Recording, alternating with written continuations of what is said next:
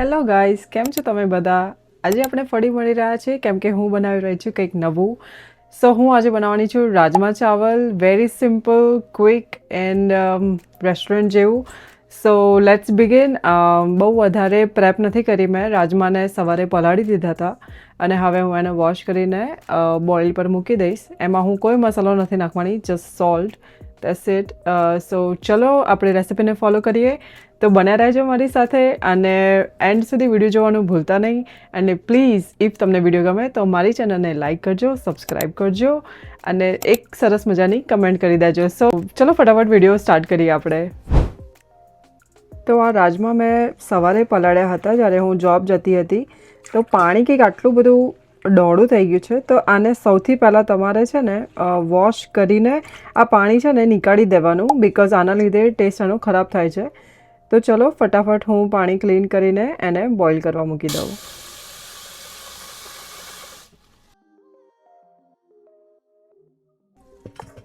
સો હું મારા વીકેન્ડ માટે રાજમા ચાવલ બનાવી રહી છું. પરાઠા બી બનાવી જોડે. તમે લોકો પણ મને કમેન્ટમાં કહેજો કે તમે લોકો શું બનાવી રહ્યા છો આ વીકેન્ડ માટે. સો મેં અહીંયા પાણી ભરી લીધું છે, જેમ કે તમે જોઈ શકો છો, લાઈક હાફ હેન્ડ જેટલું, કે એ બરાબર ડૂબી શકે અને પ્રોપર એ બફાઈ શકે. સો અહીંયાનું પાણી બહુ સ્ટ્રોંગ હોય છે. તો અહીંયા તો અમારે ખાલી કદાચ એક જ સિટીમાં થઈ જતું હોય છે, પણ ઇન્ડિયામાં કદાચ તમારે 3-4 સિટી, 6-7 સિટી. મેં એવું સાંભળ્યું છે કે રાજમાન થતાં બહુ વાર લાગે, બટ આઈ ડોન્ટ નો. અહીંયા તો મે બી 2 સિટી 3 સિટી કરું તો તમારે પછી અંદર રાજમા શોધવા જવા પડશે, એવું થઈ જાય છે. સો ચલો હવે હું ફટાફટ આને મૂકી દઉં થવા માટે અને આમાં ખાલી હું સોલ્ટ એડ કરીશ. સોરી ગાઈઝ, હું વિડીયો ચાલુ કરવાનું ભૂલી ગઈ હતી. આઈ એમ સો સોરી. બટ મેં મીઠું એડ કરી દીધું છે, જસ્ટ મીઠું નાખ્યું છે. અને આપણે આમાં થોડું એક્સ્ટ્રા મીઠું નાખીશું કેમ કે જ્યારે રાજમાને તમે ચાખો ને તો અંદરથી એ મોળો ના લાગે. અને બીજી વસ્તુ એ કે જ્યારે આપણે આને વઘાર કરીશું ત્યારે આ પાણી આપણે યુઝ નથી કરવાના.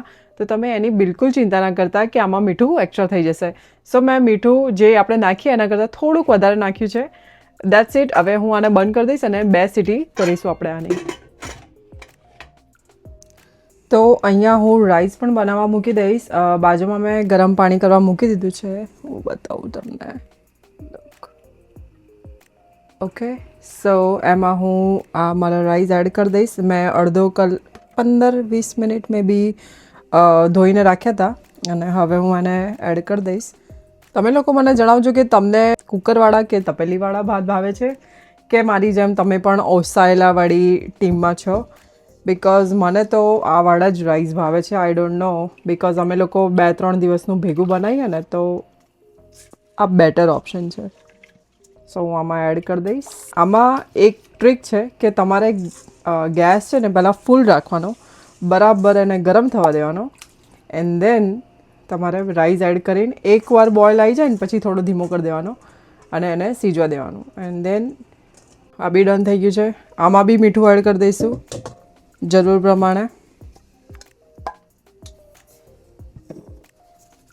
કોઈકે મને કમેન્ટ કરી હતી કે તમે અમેરિકાના ફાર્મ્સ બતાવજો ઓર સમથિંગ.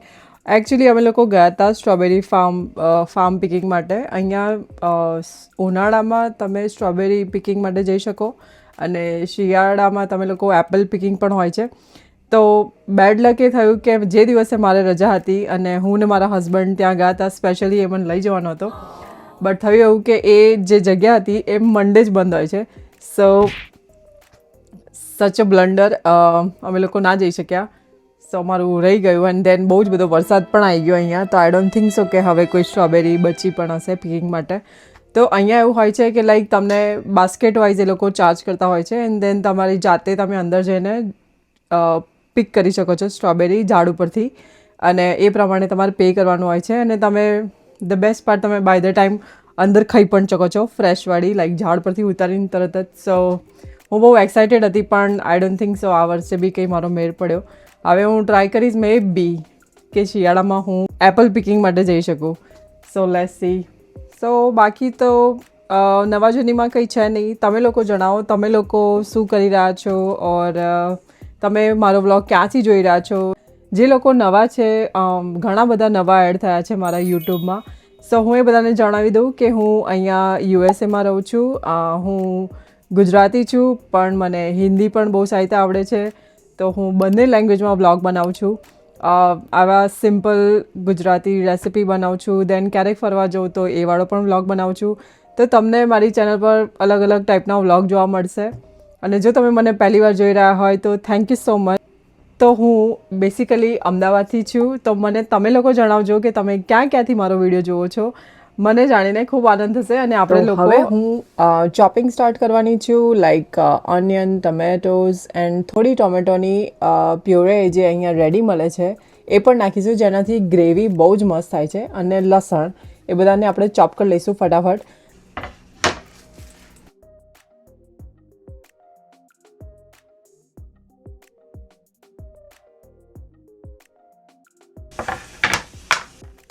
તો અહીંયા કંઈક ટોમેટોઝ આવી રીતના આવે છે. આ કોસ્કોના ટોમેટોઝ છે, બહુ જ મસ્ત આવે છે. તમે ક્યારેય ટ્રાય ના કર્યા હોય તો ટ્રાય કરજો. રોમા ટોમેટો એ લોકો પહેલાં નહોતા રાખતા, નાવ દે સ્ટાર્ટ કેરિંગ ઇટ.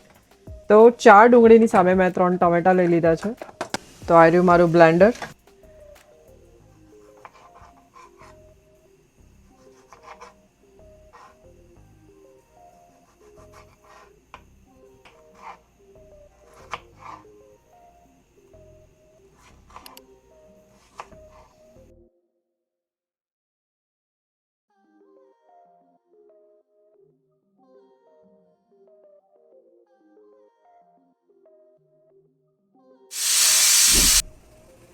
એ બાજુ તમે મારા કુકરની સીટી સાંભળી અને આ બાજુ મારા રાઈસ થઈ રહ્યા છે.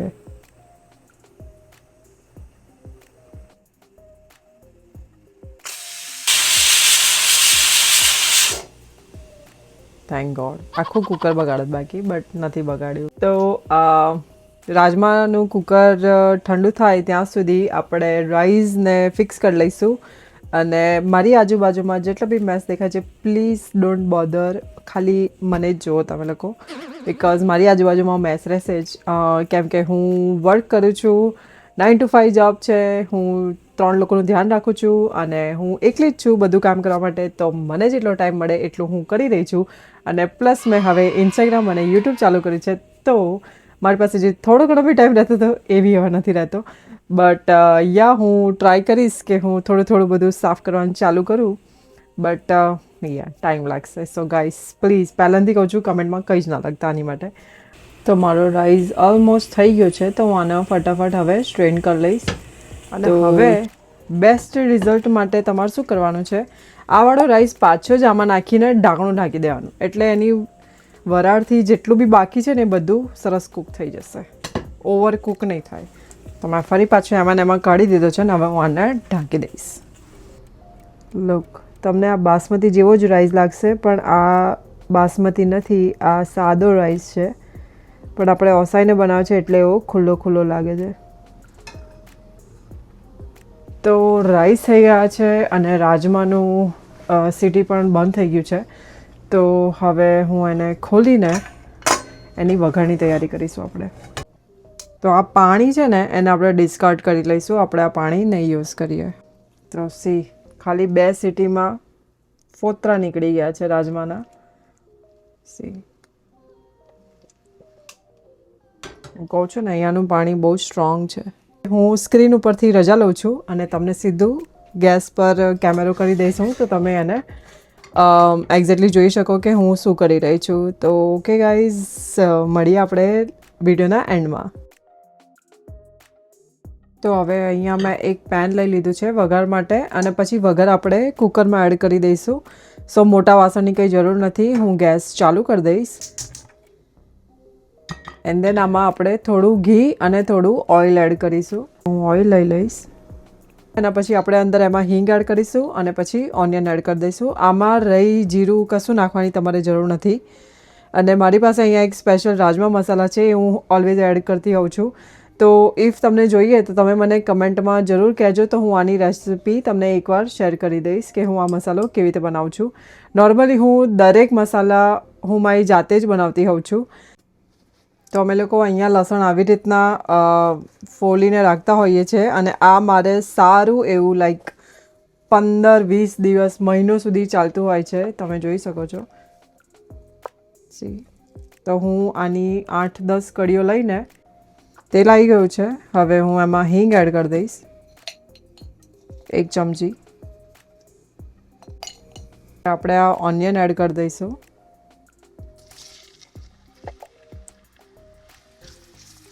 ગેસ ફૂલ રાખીશું બિકોઝ ઓનિયનમાંથી પાણી છૂટશે એટલા માટે.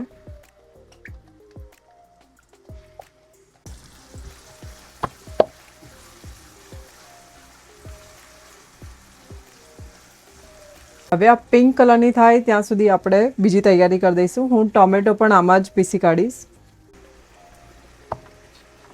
તો ટોમેટોની પેસ્ટ પણ તૈયાર છે. ત્યાં સુધી હું એક નાનો આદુનો ટુકડો અને 8-10 કળી લસણને હું પીસી કાઢીશ.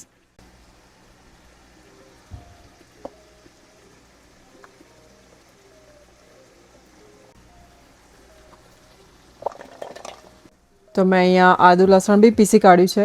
હવે આને આપણે ડુંગળીમાં એડ કરી દઈશું.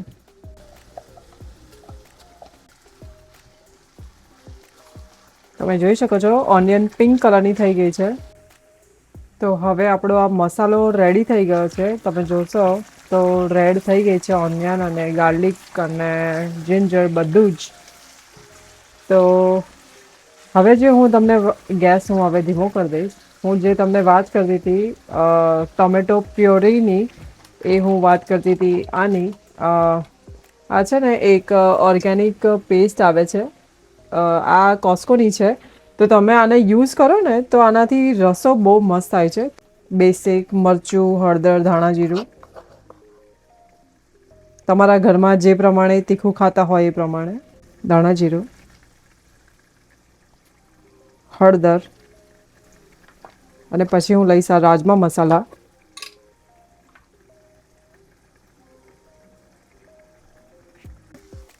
હું ટોમેટો પ્યુરી એડ કરી દઈશ.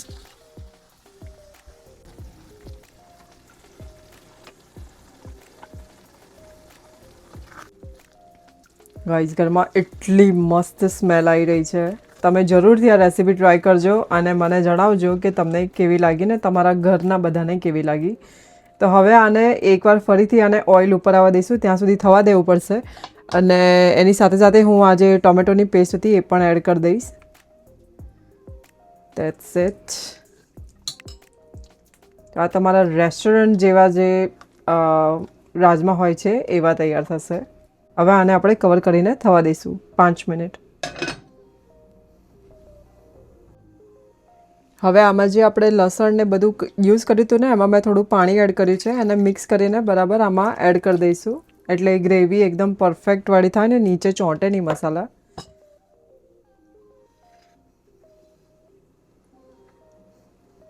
હું નોર્મલી ઘી આમાં સ્ટાર્ટિંગમાં વઘારમાં નાખતી હોઉં છું, પણ મેં નથી નાખ્યું અને લાસ્ટમાં એડ કરીશ આ વખતે. તમે બેમાંથી ગમે તે કરી શકો છો. તો આ હવે અગેન પાકી જાય ત્યાં સુધી આપણે એને ઢાંકીને થોડી વાર થવા દઈશું.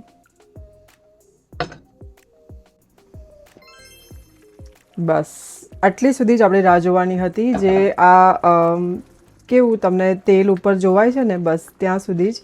દેટ મીન્સ કે આપણા ટામેટાં કૂક થઈ ગયા છે અને ઓનિયન બી. કેમ કે પેલી પેસ્ટ હોય છે એ તો ઓલરેડી કૂક જ હોય છે અને તમારે કશું કરવાની જરૂર નથી હોતું. હવે આમાં આપણે થોડી કસૂરી મેથી અને કોથમીર એડ કરી દઈશું. ગ્રેવી રાજમામાં એડ કરી દઈશું એટલે આપણા રાજમા રેડી છે. એકદમ રેસ્ટોરન્ટ જેવા ઇઝી પીઝી, કોઈ ફેન્સી મસાલા નથી આમાં.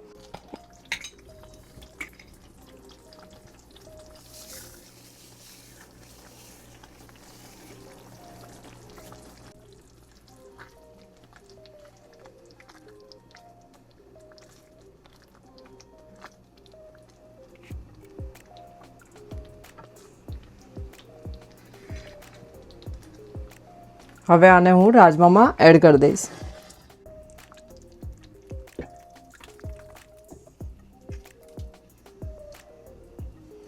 કોઈ વોટર નથી, તો હવે આપણે આમાં એડ કરીશું ગ્રેવી. તમને જે પ્રમાણે ફાવતી હોય એ પ્રમાણે.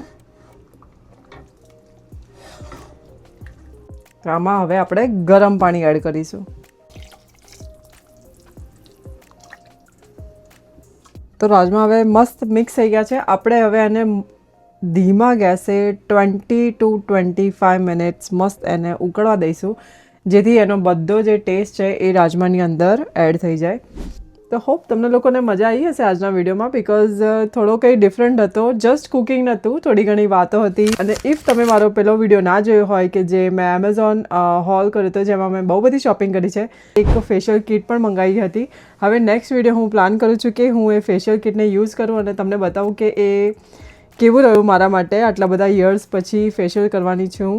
એ વિડીયોને જોવા માટે તમે મારા ચેનલને સબસ્ક્રાઈબ કરી લો, જેથી જ્યારે પણ વિડીયો આવે તો તમને ખબર પડે.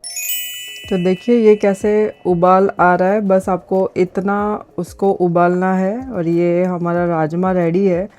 तो चलो हम इसको सर्व कर लेते हैं. राइस ले लिया है और गर्मा गर्म राजमा भी ले लेते हैं.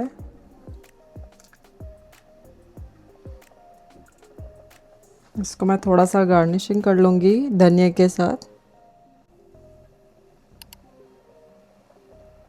और इसके ऊपर हम थोड़ा सा घी ऐड करेंगे.